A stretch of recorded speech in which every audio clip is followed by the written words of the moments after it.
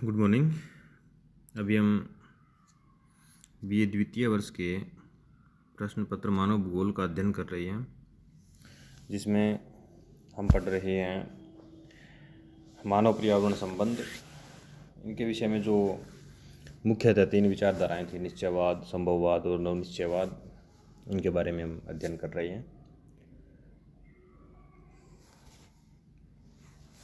अभी हम पढ़ रहे हैं निश्चयवाद की विचारधारा।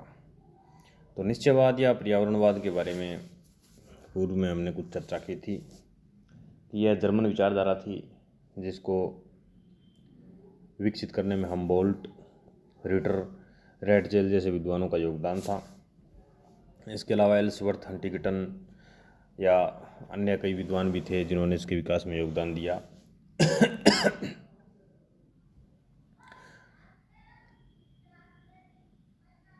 डेमोलियंस नामक एक विद्वान हुए, उन्होंने भी इसके विकास में योगदान दिया। इसके अलावा निश्चयवाद की झलक प्राचीन यूनानी विद्वानों के विचारों में भी मिलती है। जैसे अरस्तु कहते हैं कि एशिया के लोग बुद्धिमान होते हैं लेकिन उत्साही नहीं होते, यूरोपियन लोग बहादुर होते हैं। तो इस प्रकार से हिप्पोक्रेटिस ने भी स्थान और जलवायु का प्रभाव जो चित्रित किया था, और स्ट्रेबो ने भी अपने दर्शन में निश्चयवाद से रिलेटेड कुछ विचार प्रतिपादित किए हैं। तो अभी हम देख रहे हैं इसमें कौन से प्रमुख विचारक हैं और इसका विकास किस प्रकार से हुआ है।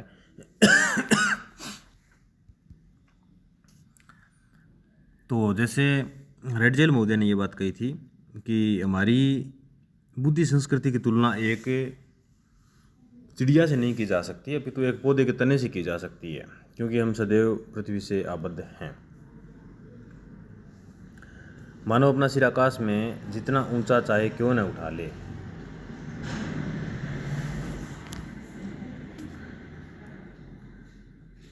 तथापि उसके पैर सदा धरती पर ही टिके रहेंगे। उसके पैर सदा धरती पर ही टिके रहेंगे तथा उसकी धूल प्रकृति में विलीन हो जाएगी। यानी इस प्रकार से निश्चयवादी विद्वानों का ये कहना था कि मानव अपना सिर आकाश में चाहे ऊंचा क्यों न उठा ले, लेकिन उसके पैर धरती पर टिके रहेंगे, यानी वो प्रकृति से जुड़ा रहेगा और धरती से जुड़ा रहना उसके लिए नितांत आवश्यक है। और उसके अधिकांश कार्य जो है वो ज़मीन से ही जुड़े हुए होते हैं या प्रकृति से ही रिलेटेड होते हैं, और उनके विषय में प्रकृति निर्धारण करती है कि वो किस प्रकार से करेगा। वातावरणवाद का समर्थन मोंटेस्क्यू ने भी किया था। उन्होंने जलवायु तथा मृदा को मानव चरित्र का निर्माता बताया था। एक मोंटेस्क्यू नामक विद्वान हुए हैं जिन्होंने इस विषय पर अपने विचार व्यक्त किए और जलवायु तथा मृदा को मानव चरित्र का निर्माता बताया था। हिप्पोक्रेटिस ने ईसा पूर्व 420 में अपने ग्रंथ एयर, वाटर एंड प्लेसेज का प्रकाशन किया, जिसमें उन्होंने पर्यावरणीय प्रभावों को स्पष्ट करते हुए बताया कि यूरोपियन लोगों द्वारा एशिया पर किए गए आक्रमणों का कारण वहाँ की कठोर जलवायु है, जिससे यूरोप के लोग उत्साही होते हैं। इसके विपरीत एशिया के लोग आराम पसंद होते हैं। तो यानी हिप्पोक्रेटिस महोदय ने बताया कि यूरोपियन लोगों ने जो एशिया पर आक्रमण किए थे, उसका जो कारण है वो ये है कि यूरोपियन लोग उत्साही होते हैं और एशिया के लोग हैं वो आराम पसंद हैं। इसलिए यूरोपियन लोगों की जो कठोर जलवायु थी, इससे उन्होंने दूसरे नए स्थानों की खोज की, दूसरे स्थानों पर चले गए। तो यानी इस प्रकार से जलवायु जो है वो मनुष्य को भिन्न भिन्न प्रकार का बना देती है। कार्ल रिटर तथा हम्बोल्ट ने भी पर्यावरणीय निश्चयवाद को स्पष्ट किया। रिटर की मानव केंद्रित विचारधारा से इसका विकास हुआ। हम्बोल्ट ने इस विचारधारा को स्पष्टतः वैज्ञानिक ढंग से देखा।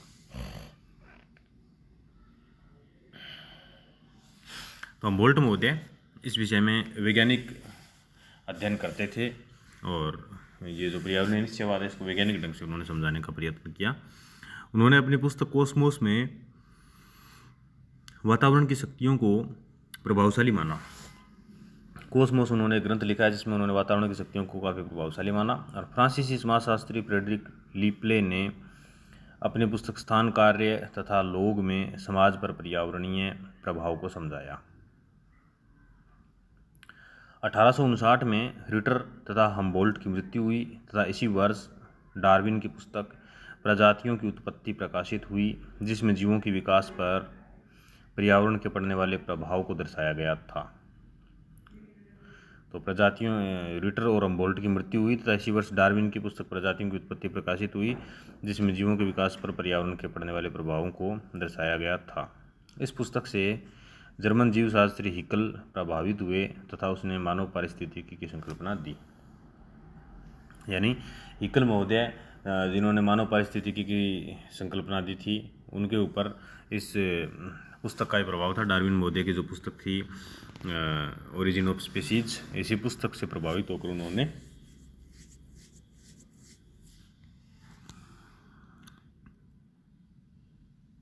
मानव पारिस्थितिकी की संकल्पना दी थी। पर्यावरणवाद की संकल्पना 1911 में चरमोत्कर्ष पर पहुंची। उस समय पहुंची जब रेडचेल की शिष्या कुमारी एलिन चर्चिल सैम्पल ने अपनी पुस्तक इन्फ्लुएंसेस ऑफ ज्योग्राफिकल एनवायरनमेंट में पर्यावरणवाद पर बल दिया। सैम्पल के अनुसार, यानी सैम्पल जो अमेरिकन विदुषी थी, उन्होंने पर्यावरणवाद का बहुत ही आक्रामक शब्दों में समर्थन किया और जो अपनी पुस्तक थी इन्फ्लुएंसेस ऑफ इन्वायरमेंटल इन्फ्लुएंस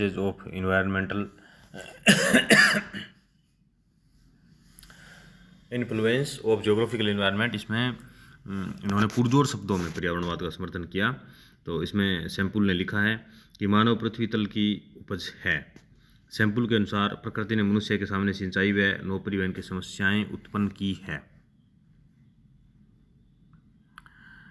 तथा उनका हल भी उसने मनुष्य के कान में बता दिया है। सैम्पल के अनुसार समुद्र तट के निवासियों को नाव की पतवार चलाने के लिए बलशाली भुजाओं की आवश्यकता होती है, अतः प्रकृति ने उसी के अनुरूप उन्हें बलशाली भुजाएं प्रदान की है, परंतु उनके पैर कमज़ोर होते हैं। पर्वतीय क्षेत्र के निवासियों के पैर मजबूत होते हैं क्योंकि उन्हें निरंतर पर्वतों पर चढ़ना उतरना पड़ता है। यानी ये पर्यावरण का प्रभाव है कि समुद्र तट के निकट जो लोग रहते हैं उनको चूंकि पतवार चलानी पड़ती है और पतवार चलाने के लिए बलशाली भुजा होनी ज़रूरी है। तो समुद्र तट के निवासियों को प्रकृति ने मजबूत भुजाएं दी है, लेकिन उनके बदले में पैर कमज़ोर दिए हैं उनको, क्योंकि उनको बहुत ज़्यादा चलना या इस तरह से नहीं पड़ता।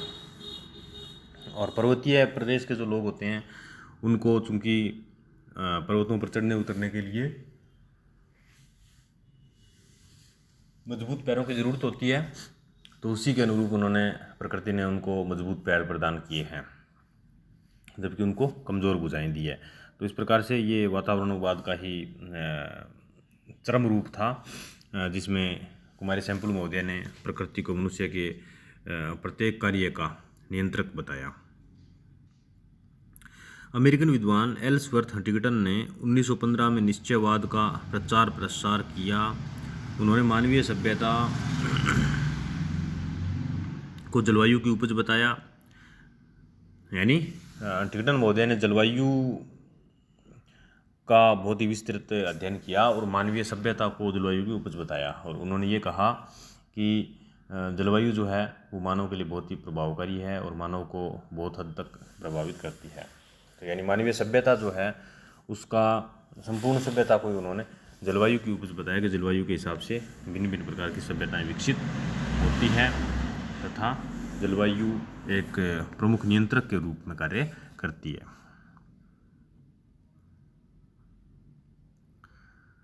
अब कालांतर में निश्चयवाद की विचारधारा की आलोचना होने लगी, क्योंकि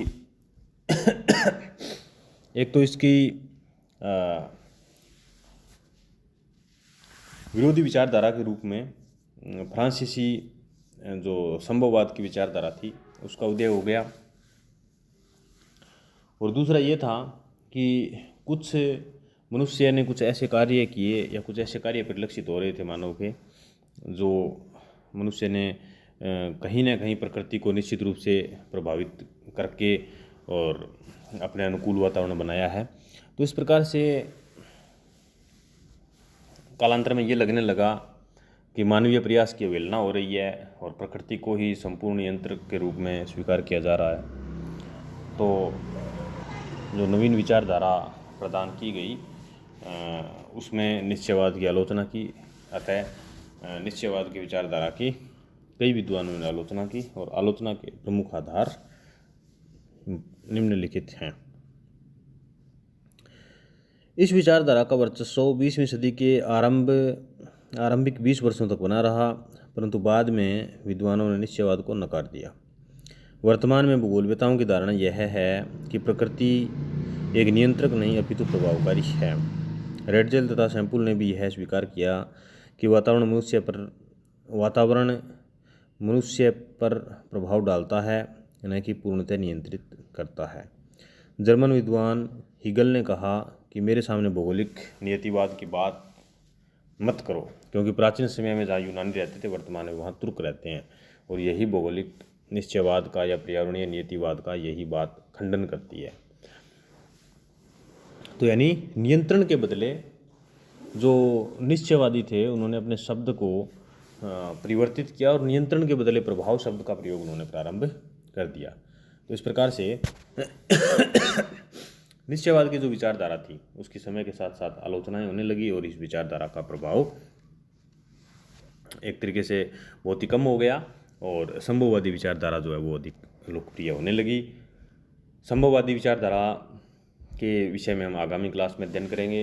और संभववादी विचारधारा फ्रेंच भौगोलिक संप्रदाय की विचारधारा है, जिसमें कि उन्होंने फ्रेंच विद्वानों ने बताया है कि प्रकृति मनुष्य को बहुत सारी संभावनाएं प्रस्तुत करती है और मनुष्य उन संभावनाओं में से किसी एक को अपने लिए चूज कर लेता है और फिर उसी के अनुरूप अपना कार्य संपादित करता है।